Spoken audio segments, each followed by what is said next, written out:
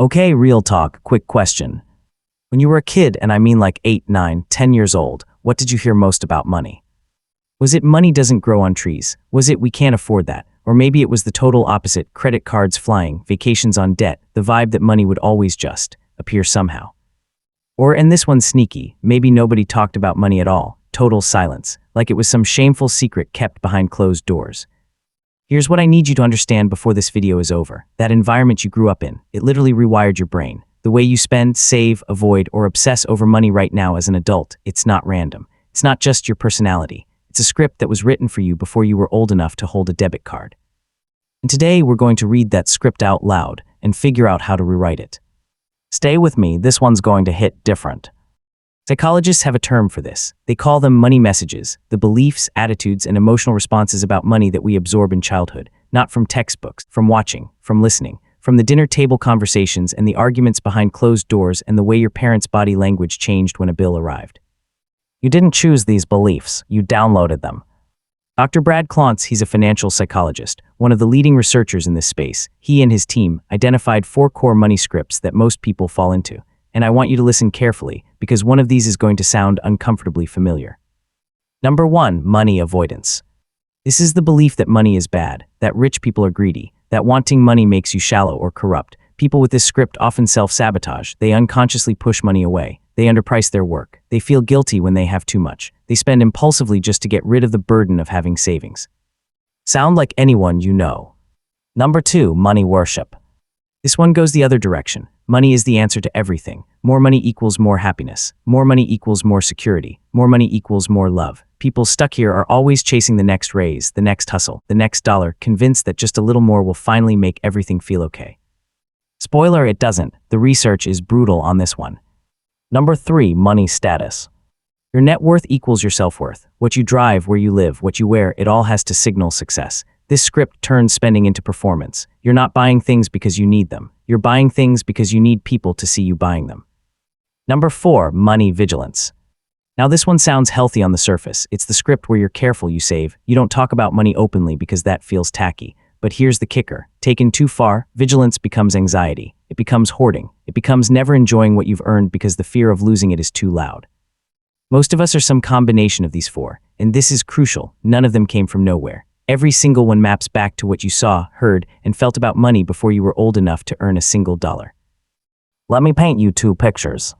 Family A growing up, every time money comes up, there's tension. Mom and dad whisper fight about credit card bills. You hear phrases like, "Do you think money just falls from the sky?" Or "We can't afford that, stop asking." Money in this house is stress. Money is conflict. Money is something you never have enough of, and it's somehow always someone's fault.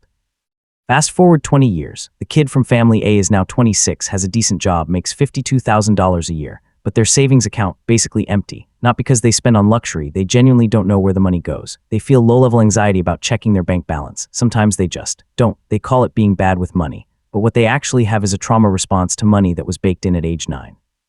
Family B, different house. Growing up, nobody ever talks about money because everything seems fine. There's always food, vacations happen, the house is nice. But the credit card statements, terrifying. The retirement account, basically non-existent. Parents are living paycheck to paycheck, but performing stability so convincingly that the kids have no idea.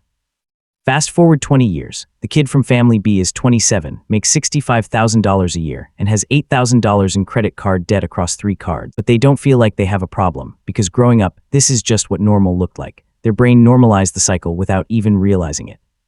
These aren't cautionary tales. These are just Tuesday. These stories are everywhere. Maybe one of them is yours. And look, I'm not here to blame your parents. Most of them were doing the best they could with their own downloaded scripts. The cycle isn't about fault, but it is about awareness. Because you can't fix a pattern you don't see. All right, we've done the therapy session. Now let's do the math, because this is where it gets real. Let's say you're 24, you just started your first real job, you make $50,000 a year. After taxes, you're taking home maybe $3,200 a month. Cool. Now let's say your money script is money avoidance, and because of it, you spend almost everything you make. You save maybe $100 a month. That's $1,200 a year. Over 10 years, no investment, just a savings account, you've got $12,000 at 34. Now let's flip the script, same income, same person. But you recognize the pattern, you do some work on it, and you start investing $400 a month into a low-cost index fund, something that historically returns around 8% annually. Over 10 years, you don't have $48,000. You have $71,000. Compound interest is working for you, not just sitting there. Over 20 years, you have $235,000. Same salary, different script. And here's the part that absolutely destroys people when they finally see it. Time is the most expensive thing you can waste. Every year you delay isn't just 1 year of savings you're missing. It's the compound growth on that year. It's the growth on the growth. It's the exponential snowball that takes a decade to really get rolling. And if you don't start until you're 35 instead of 25, you're not 10 years behind. You might be $150,000 behind. That's the cost of an unexamined money script. Let that number sit for a second. Here's something nobody talks about enough. Your money script charges you an invisible tax every single day. If you have a money status script, you're paying a premium on rent to live in the right neighborhood, not because you need to, but because of how it looks. You're paying for the car lease you can't really afford. You're paying for dinners out with friends because saying, "I can't afford that" feels like admitting failure. The invisible tax. If you have a money avoidance script, your tax is different. It's in the jobs you didn't negotiate a higher salary for because asking for more money felt greedy, uncomfortable, wrong. It's in the freelance rate you set too low. It's in the opportunities you passed on because "I'm not really a money person." The invisible tax. If you have a money worship script, your tax is time. Time you're not spending on relationships, health, rest, creativity, because you're always grinding toward a finish line that keeps moving. Here's the question I want you to actually answer in your head right now. What is your money script costing you? Not in some abstract way, specifically, concretely. Is it costing you peace of mind, a bigger emergency fund, a negotiated salary, a business you keep saying you'll start, time with people you love? Name it, because unnamed costs are the ones that quietly drain you for decades. Let's zoom out even further, because this stuff doesn't just affect your personal finances, it affects your career trajectory. Studies consistently show that people who are uncomfortable with money are uncomfortable with negotiating, and that discomfort, it's extremely expensive. The average person who doesn't negotiate their starting salary loses somewhere between $500,000 and $1 million over their lifetime in wages, because every raise, every future offer, every bonus, it's all built on that initial number. $500,000 left on the table because asking for more money felt scary.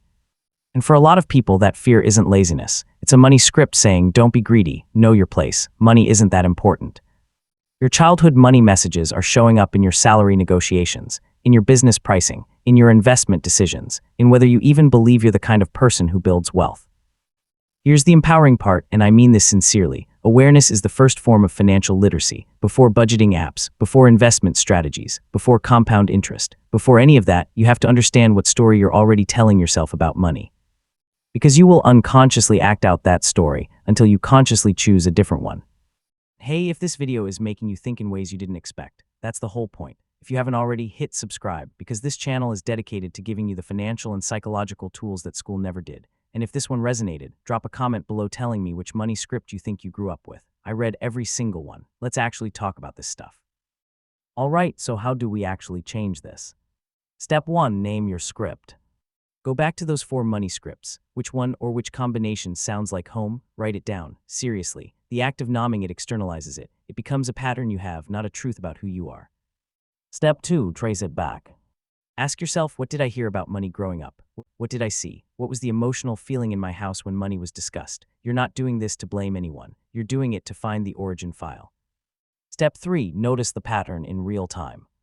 This week, every time you make a financial decision, pause for 2 seconds. Ask, am I doing this because it makes sense or because it's familiar? Those are 2 very different things.